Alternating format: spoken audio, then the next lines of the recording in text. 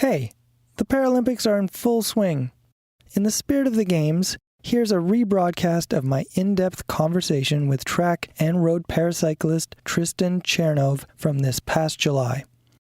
Enjoy, and I'll be back next Thursday with a new episode. I was able to let go of the fear of the degenerating that my body was doing and having a degenerative disease. Because I saw people that were faced with like a level of adaptation that had to be accomplished way beyond what I face, and still absolutely living the best life and being extremely competitive athletes. And I kind of went to this place where it's like, wow, I got to recognize this all around me, that no matter what happens, I don't have to worry because there's going to be a way to do the things I love to do. I just have to be willing, because that example was totally surrounding me all the time.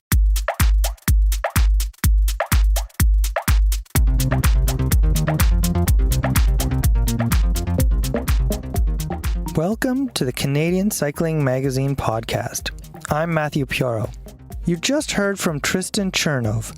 The paracyclist was speaking about what really struck him when he was at the 2016 Paralympics in Rio. Chernove is heading back to the Paralympics for a second time. He's off to Tokyo later in August. He'll be competing in all the cycling disciplines he can: the road race, the time trial, the pursuit on the track, as well as the kilo. In this episode, he'll preview a bit of what lies ahead at the Games. In 2009, Chernove was diagnosed with Charcot-Marie-Tooth syndrome. It's a degenerative disease that affects the nervous system. The nerves start losing their ability to transmit signals. Chernove had been active all his life. He competed in whitewater paddling and even FireFit competitions for firefighters. Roughly 6 years after the diagnosis, his competitive nature had him riding on the track and road as a paracyclist. Chernove is classified as a C2 athlete. That means he rides a regular bike as opposed to a tandem, tricycle, or hand cycle. The number in the classification indicates the level of limitations riders have. C5 athletes, for example, have fewer limitations in their lower or upper limbs than C2 athletes. Later, you'll find out why Chernove might be reclassified in Tokyo. Chernove is incredibly driven. He started a company that now manages the airport in Cranbrook, BC. Juggling the duties of a CEO and a top athlete leads to late-night training sessions. But there's a price for all of that. In this interview, Chernove quite candidly delves into the strain all his commitments put on his family. That is his wife and 2 girls who are 14 and 11 years old. Chernove has 13 rainbow jerseys, and he's kind of lost track of which one goes with which win. Yet, his cycling ambitions go beyond his own victories, and they are centered on the roads and trails of Cranbrook. You'll find out what he hopes to accomplish while working with organizations like the Kootenay Adaptive Sport Association. The conversation starts, though, with Tokyo and how ready Tristen Chernove is for the Paralympics. Tristen Chernove, we're speaking in late July. The Paralympics are about a month away. Where are you at now in your preparation? That question is sort of difficult to answer in that I'm feeling pretty good about my preparation, other than I've spent almost zero time on a track and a velodrome since Track Worlds at the beginning of January 2020. So I feel like I have some technical work still that needs to be done. My strength and fitness has all been going really well. And I'd say without a lot of racing, it's always kind of hard to measure, because I'm looking at, my coaches and I are looking at the numbers and kind of going off that and feeling pretty good. But it's hard to take confidence just in the data without real race time. So I'm feeling a little gun shy in a way about trying to predict where I'm at, but I certainly have been pretty happy with the training regimen that I've had, and I'm not an athlete that does a lot of peak and valley extreme kind of training. I stay pretty race ready year round just because it seems to work okay with my body. And I just love riding hard and don't really have an off season. That is fascinating that you haven't been on a velodrome in such a long time. Now, you've raced on the track for many years now. If you'll excuse this labored metaphor, is it like riding a bike, getting back on a track?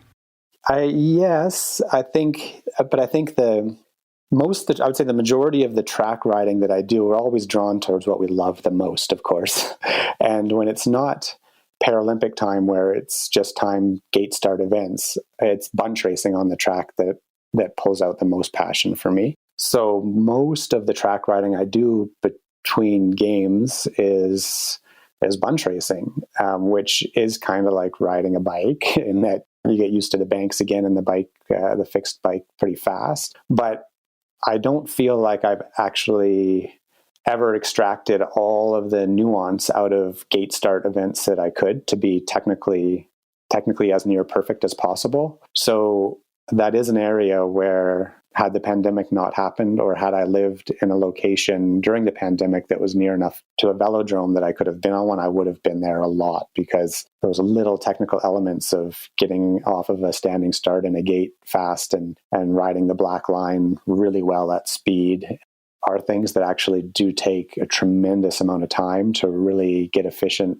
and precise at. And the realities of the pandemic and living very rurally here in BC and not being able to travel to a velodrome, definitely put a fair dent in what I envisioned for my preparation for the games. And I just want to remind listeners that the 2 track events you'll be competing in Tokyo at the Paralympics are the Pursuit and the Kilo. You were in those 2 events in Rio in 2016. You won silver in Pursuit and bronze in Kilo. And then also in Tokyo, you will be doing the time trial on the road and the road race. But going back to Rio, I should mention you won gold in the time trial at the Rio Paralympics. But the road race has a special place in your heart at the Paralympics. Can you tell me about that?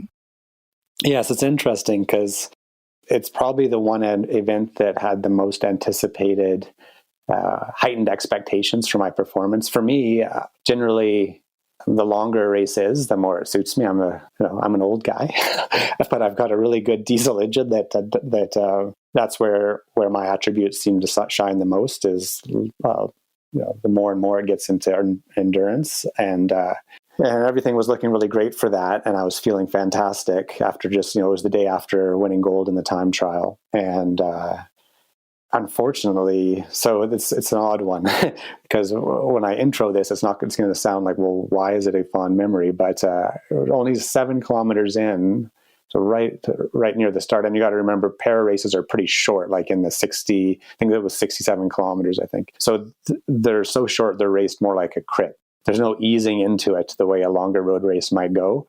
It's pretty much like a criterium that it's just attack right off the go. And so there was a lot of movement happening and people worried about groups getting away. And I was up in probably what I thought was the safest area near the front, but not right on the front.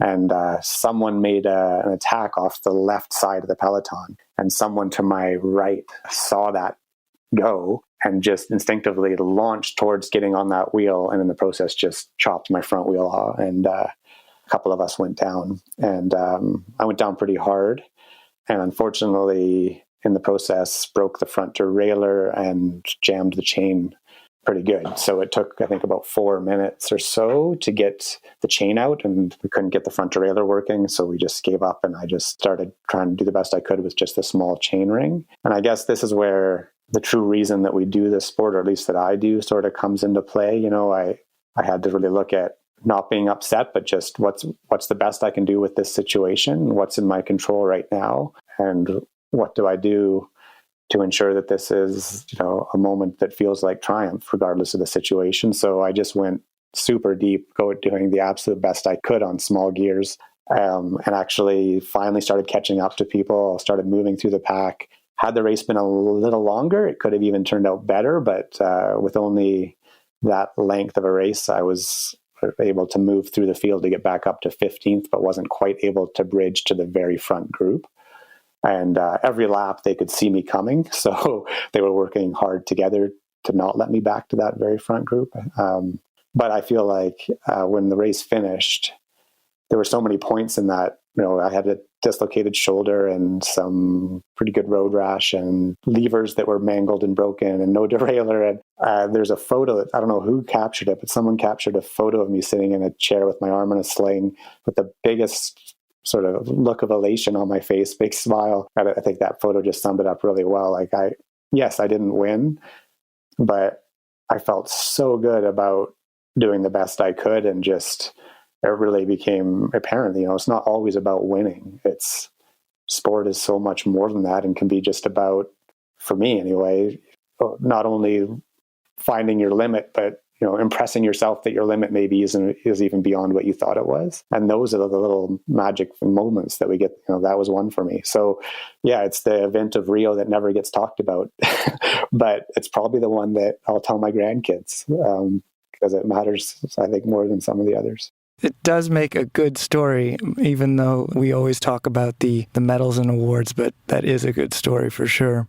When the announcement came for the paracycling team for Tokyo, sharp-eyed readers would have noticed asterisks by your name and also of another paracyclist, Kate O'Brien. And the asterisk says, pending classification in Tokyo. I'm wondering if you could explain what that exactly means. The way classification works, classifiers have a pretty hard job making sure that athletes are grouped in the classification that they best fit with their level of impairment. And for me, I'm confirmed in my classification. Of course, I've been C2 for a long time. But if you have a stable type impairment that's not changing, then you don't have to be reclassified, if it's something that happened from an accident or whatnot. But the nature of my impairment is that it is a degenerative disease of the nervous system. So because it's not steady state and it's degenerative, UCI wants to reclassify to make sure that as degeneration's happening, they're getting to look at those athletes and make sure that they're still in the correct class. So you could be reclassified in Tokyo when you get there, or when will that process take place? I'm assuming it's before the first events? Yeah, I hope so. Yes. I haven't seen the classification schedule, but it would have to be before the first events, but it might even be as late as the day before. Hopefully not on the day of the first event. It's a bit of a fatiguing process because, they're doing strength testing and stuff. And I don't think there'll be a neurologist there doing nerve conduction testing, but I've had that done by a neurologist. And it's not nice. There's needles inserted into your muscles and they run electricity through to see what kind of conduction can happen through the nerve. And it's not great, but I respect the process. It's what has to happen to make sure that people are in the right class. How do you hope that process goes for you in Tokyo? To be honest, it's just, if I put too much attention on it, it's just one other thing to kind of distract me from what I want to focus on, which is just what's in my control, which is being the best I can be with the body I have. I know it's going to happen and I'm not going to really give it any thought. Going back to one of my earlier questions, I was asking about how your preparation was going. And I also know, though, that you've been riding certain bikes with no pedals. They're much faster vehicles. Can you tell us about this other passion of yours, motorbikes, basically? Yeah, so I guess all my life, when I look at the sports that have drawn me in, a lot of it has been on two wheels. Anything to do with gravity and G-force and carving, whether it's on a snowboard and skis or bicycles or mountain bikes, it's just been ever present. I remember I was pretty passionate about, I think I was maybe 7 or 8 when my adoptive uncle, my dad's best friend growing up that we always called uncle, built a homemade mini bike. That's, I think, when I first fell in love with motorized two-wheel transportation. I was tiny, had this mini bike, and I used to have fantasies about, I knew that the highway we lived on, Highway 101, went all the way to South America and was the longest in the world. And I would daydream about getting out of my grade 3 classroom and packing up and getting on the mini bike down to South America. So yeah, it's been a lifelong passion. I had dirt bikes and always had street bikes since I was 16. With my CMT, and at the time when my first daughter was born, I sold my sports bike at the time and thought that with my disability, I really couldn't manage the shifting and stuff anymore. I'd been without a bike for quite a while. And then I was talking with one of the fire captains here, one of my friends in Cranbrook, and I'd heard he'd been doing a lot of track days and traveled all around going to different tracks, and was chatting with him, and he mentioned that, yeah, I've got this dedicated track racing bike. It's not street legal, but I've got a new one. I'm going to sell it. Before he knew it, a week later, I was giving it a try. I went on a trip with him to a track in Oregon Park Raceway, and realized that, by then I'd already observed how much I could overcome my disability just by being adaptive and thinking outside the box. So I put really rigid ankle braces on inside of my motorcycle boots that kind of locked my ankle in place. And then I changed the position of the shift lever so it was higher, so I could, without feeling, still be able to make sure my foot was underneath. And I really quickly figured out how to shift really effectively using my hip and just pulling from the hip instead of from the foot. It took a little adjustment, but not a lot of time before I was feeling in the groove, and just realized that I absolutely could still do that. And yeah, I just got back from a few days of fantastic technical practice and observation through the Kin Hill Clinic, which is like a race clinic. It was 2 days down at Area 27, just outside of Oliver. And it was phenomenal. And like I said, I would never replace cycling with something else, but I think it complements it really well. And it definitely is still something I really enjoy.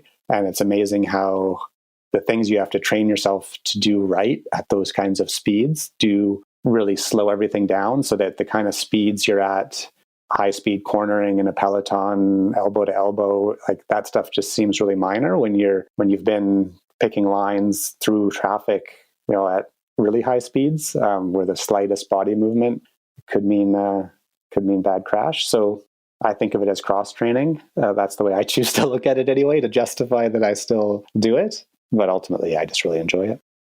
That was actually one of my thoughts, is that you must have a fantastic speed tolerance. And then I was thinking about Tokyo, and you don't really have any rip and descents in the road race. Like, what are your thoughts on the road race course in Tokyo? Yeah, the road race course and time trial both have some hills, but certainly no ripping descents, like you said.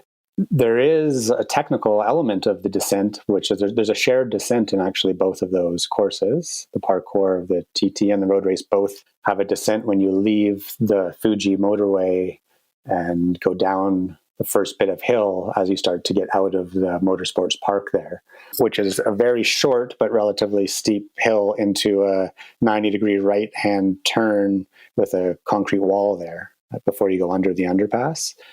So it is a bit of a technical turn with high consequence.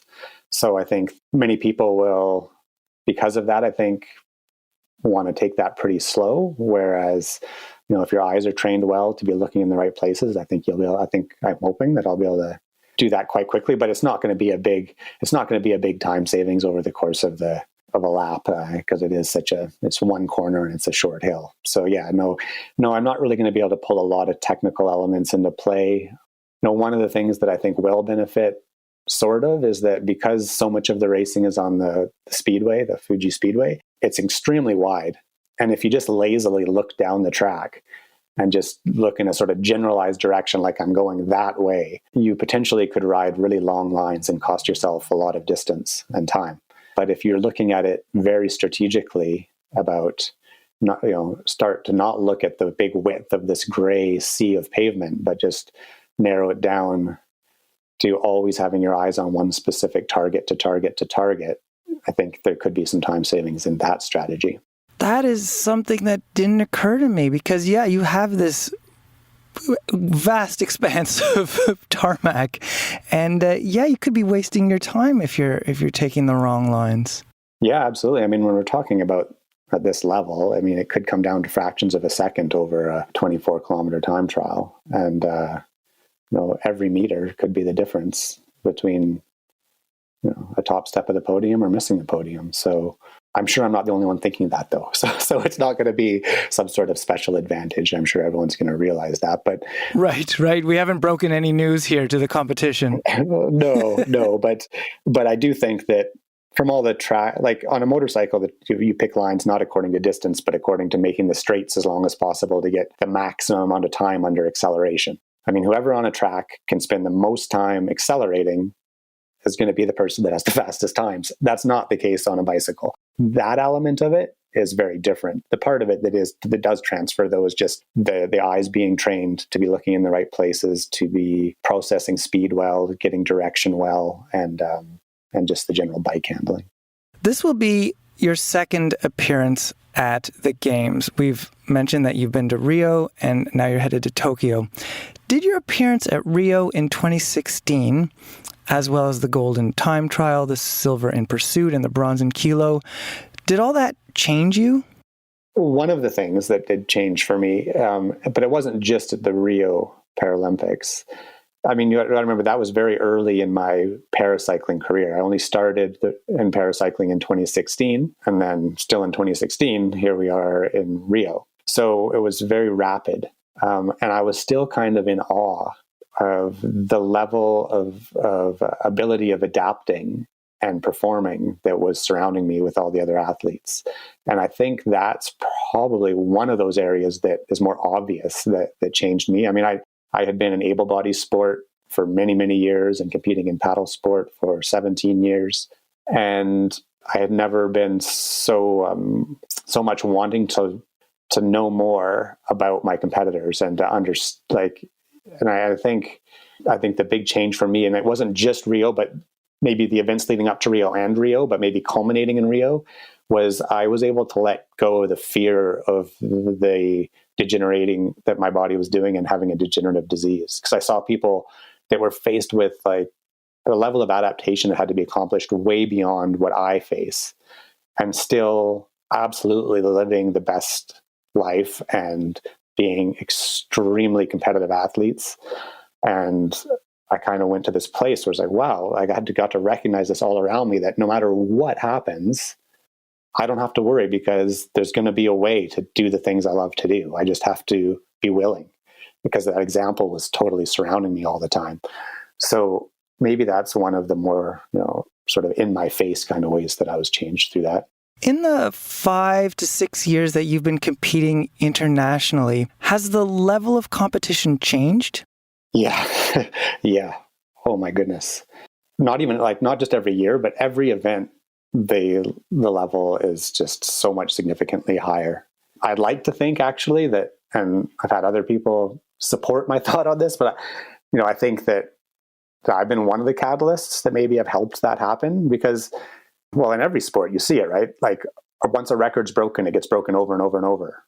There's these big milestone kind of targets that don't get hit for ages, but then once they get hit, it's like it just keeps happening. And I think when I first came into C2 as a paracyclist, as a lifelong, highly conditioned athlete, my performances were really good, and it kind of raised the bar a bit. And then before you knew it, I'm surrounded by people going just as fast or faster that hadn't been done for a decade before. So people rise to the challenge in front of them. So it's always nice to be someone that maybe can be seen as part of pushing that bar higher. But no matter how high the bar goes, it's that whole thing about belief, I think. Once somebody sees it can be done, then they really believe it can be done, and then it gets done over and over. With para, because it's at the highest level of competition, it's a relatively new discipline to be, when I say relatively new, not super new, but compared to some sports. And so it still has a lot of room to grow and find what those, break through those barriers, sometimes for the first time. The level now is such that I think, don't quote me on this, I'd have to look at times and stuff, but I think people that are just within the top 10, not very many years ago, those top 10 times would have been podium times for sure. Most able-bodied Olympians are pro cyclists. That's how they make their living. You have a day job managing the International Airport in Cranbrook, BC. Tell me about the challenge of balancing work with international cycling competitions. Yeah, well, it's exactly as it sounds. I'm sure people can imagine. It's really, really, every day is strategic. And there's no getting to decide, I don't feel like training right now. I'll train in an hour. The time that is given is the only time that's given, and that time has to be utilized because the days are super full and 24 hours is just not nearly enough time in a day. I often feel really constrained, but I just love training, so I will always find a way to do it. But last night, great example. I had to work. Had a friend from my able-bodied team I ride with come into town because he was passing through working at the mountain bike race in Invermere, so he stayed here. So that meant the only chance I had to train was between 10 and midnight. So I trained from 10 to midnight. You just have to be willing to sometimes have, obviously not the ideal training times, but learn how to make them effective. I don't get enough sleep. That's probably one of my biggest weaknesses to my training. I certainly don't get the amount of recovery that people would say you need. But I do believe that my body has learned how to get the most out of those few hours that I get. And it's an interesting question because the work is one thing. And I love my job, and it is, it's very full-time, if not more than full-time. I'm the president and CEO and founder of the company and have staff that I feel accountable and responsible for. And those things are wonderful things that actually, I think, keep me so passionate about the cycling. I think if the cycling, I only say this because I know that when my focus was on kayaking and such, when kayaking was my job, to support my paddling, I worked as a river guide and as an instructor. And it was great, but when it was also my work, I think some of the passion dwindled a little bit. And I think the fact that cycling is it's what I do for me, and it can be my escape, and it's not my job, but it's what I'm choosing. I don't know if I would have such a long career of wanting to push myself so hard if it felt like work. So I don't really know if it's a bad thing that it's not my job, but certainly, it's the part of it that hurts the most is that, of course, I can't compromise my work hours. I can't really compromise my training hours. Everyone can relate to this, right? So where do I turn? Well, I expect my ones closest to me to tolerate the most. So it's hardest on my two children and my wife because they're the ones that lose out because that's where I take my time from. Because I can't take my time from work. That's what supports us financially.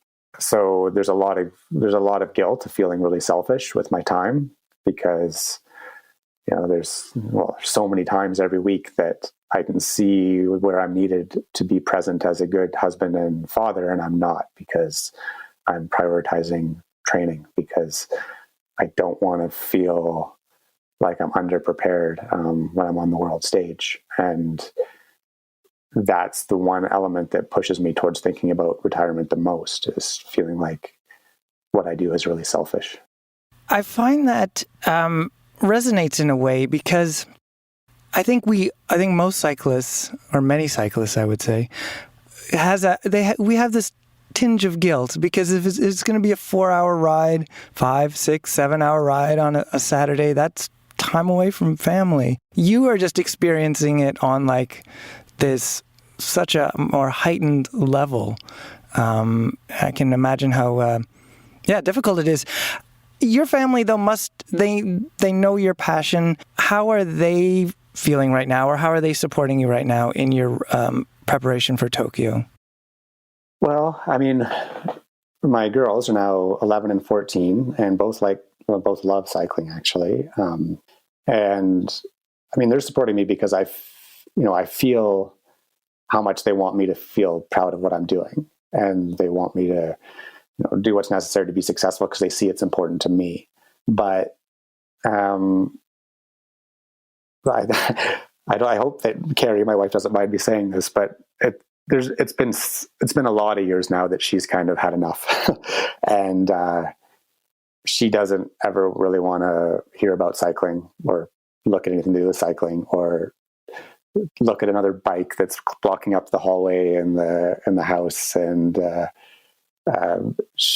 yeah, she's tired of it.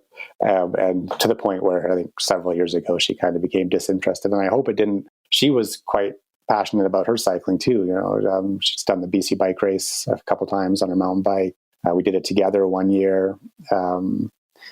But she doesn't even hardly ever get on her mountain bike anymore. And I hate to think that part of that could be just because she's so turned off from cycling, just because she's so sick of it interfering with our lives and being such an important thing for me. That's just brutally honest, and I hope that it's okay for me to say that and she doesn't get mad at me, but that's the reality of the way it is. You mentioned the R word, retirement. Is that something that you have concrete plans for? Yeah, great question. Certainly nothing concrete, but I will tell you, with how disruptive and hard it was on the family, even just the preparation for the Rio Games, and then going to Rio without the family with the Zika virus and having two young children, young girls, it just didn't seem like the right thing to do. It might have been that might have been the stop time of the international side of my racing, but it felt unfinished because the family wasn't able to go.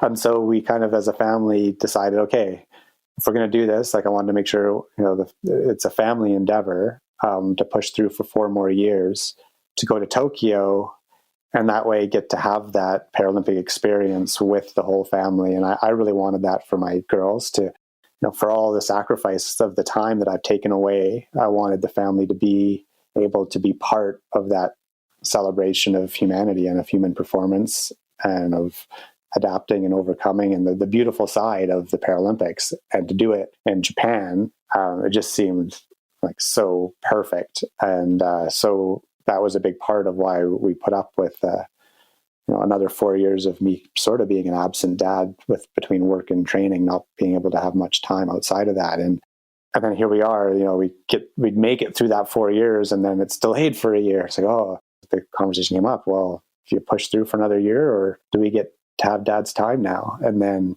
it's like, okay, we're gonna go for it still. And then now here we are, and again, they're not going to be able to come. So it makes it feel all about me and not about anybody else, and selfish once again. And when you ask about retirement, wanting that experience with them was a big part of the motivation, and that part's not going to happen.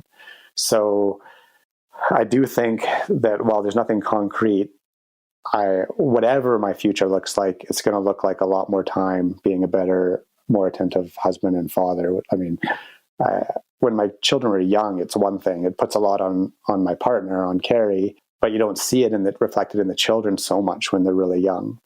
But when they're 11 and 14, it's really obvious when there's an emotional crisis, a hard day, difficult day with teenage friends.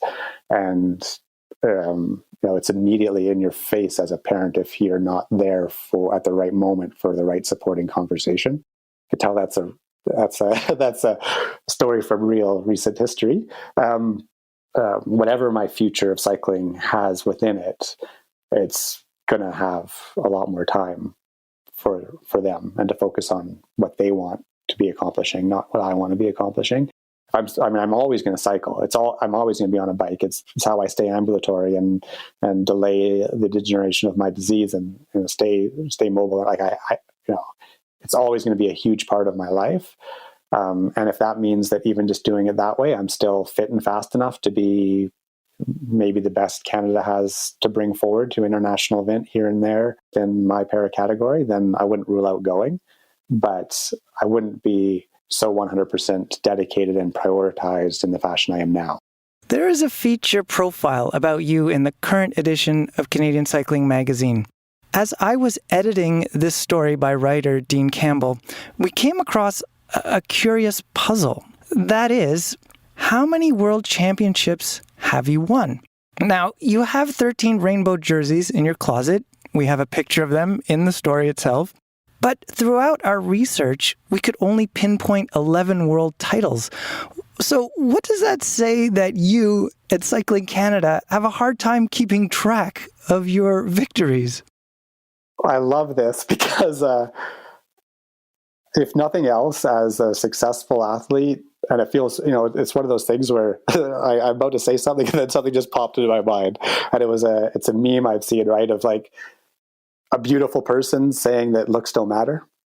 And I don't want to be that, but for me, I don't know, because that's not what it's about for me. And that might sound stupid coming from someone that can say that easily, because I have those rainbow jerseys and gold medals, but I don't keep track, because like for me, cycling is just about every day being the best I am with what I have. And my body is degenerating, but I'm every day trying to figure out how I adapt to overcome the changes that happen in other ways. And so my whole pursuit about like within cycling, the whole thing for me is just about the challenge of, even though I'm degenerating in some ways, the challenge of like truly trying to be as near the best I can be on a bike with what I've got. And that's all I focus on. And the outcomes are the outcomes, and they feel really great at the time, at the moment. Like I can't take away, not diminishing how it feels to stand on the top step of a podium. But yeah, I mean, if cycling didn't have awards and podiums, it wouldn't matter. I'd still do it the same way. In Cranbrook, BC, you're part of a group working to build adaptive trails in the area. Can you tell me about that project? Oh, boy.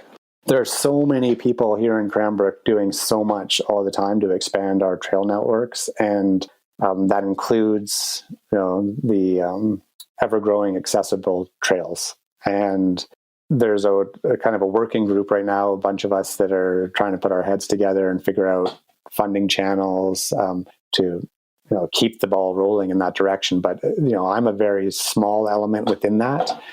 There's some provincial funding that's come through for a trail that others have been, working on. And there's I've been talking with Mike at the Kootenay Adaptive Sports Association. He's been amazing.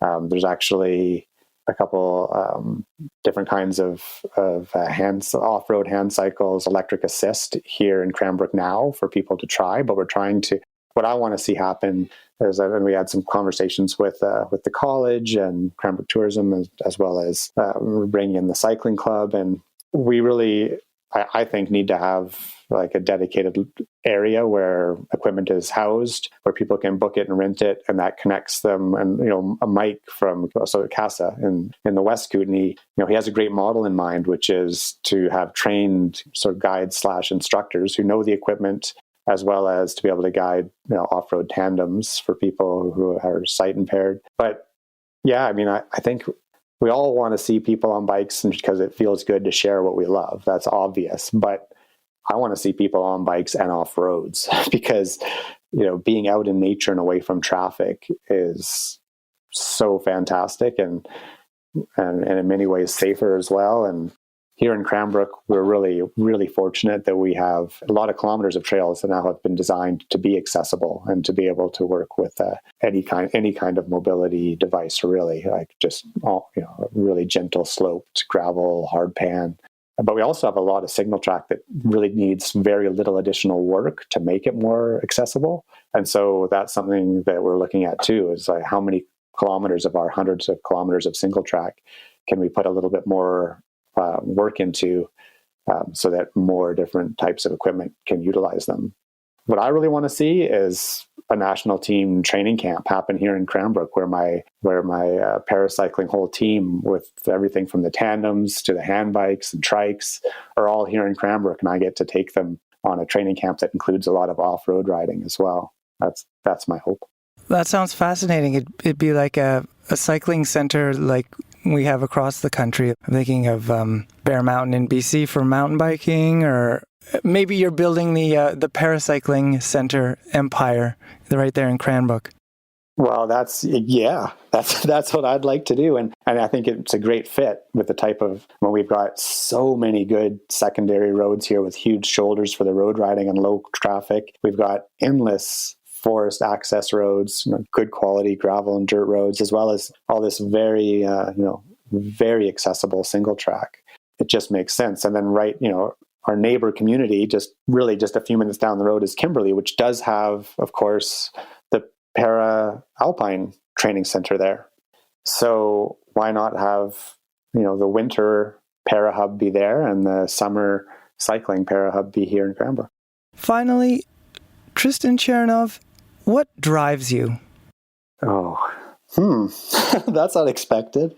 I ask because you are so driven to be balancing work, an international cycling career, these projects that expand adaptive cycling. Yeah, what drives you? I think it's that I'm addicted to passion. And I think I can probably trace that right back to the earliest times of my life. But what my wife would tell you is, and I'm going to try to channel what I would say through what I think that people around me would say. It's that it's super annoying because whatever I get interested in, like I get so 100% passionate and driven into just to like a ridiculous level. And for me, if it's work, that's why I couldn't help but be a top student in my program at university. I couldn't help but be valedictorian of the fire academy. It's that if I'm going to do something, I just want to totally fall in love with what I'm doing and be super, that feeling of being super passionate about what I'm in is just such a great feeling that I think I kind of built a programmed habit of just having the dialed all the way up to 10 on the passion side of whatever I'm into. And that means like when I got into airports, quickly moved up to a very senior level and then started my own company and wanted to do that better than I had seen it done before. And I think it's just because people say, you're so lucky if you find a life where you can do what you're passionate about. And I totally agree with that. But I also think that I don't know, for me anyway, it's not that simple. Passion is something that's there and just, I feel like I could almost be passionate about anything. It's just, it's passion that drives me, I guess. This has been a fantastic discussion. Really great insights. I really appreciate you sharing them with me and our listeners. Good luck in Tokyo. Thanks so much, Matt. It's great speaking with you.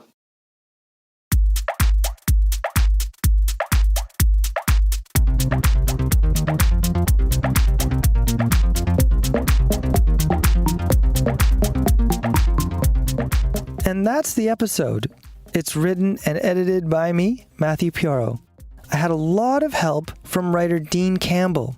He has a great feature profile on Tristen Chernove in the latest issue of Canadian Cycling Magazine. Pick it up on newsstands. Yes, those are still a thing. Or find it on Apple News Plus.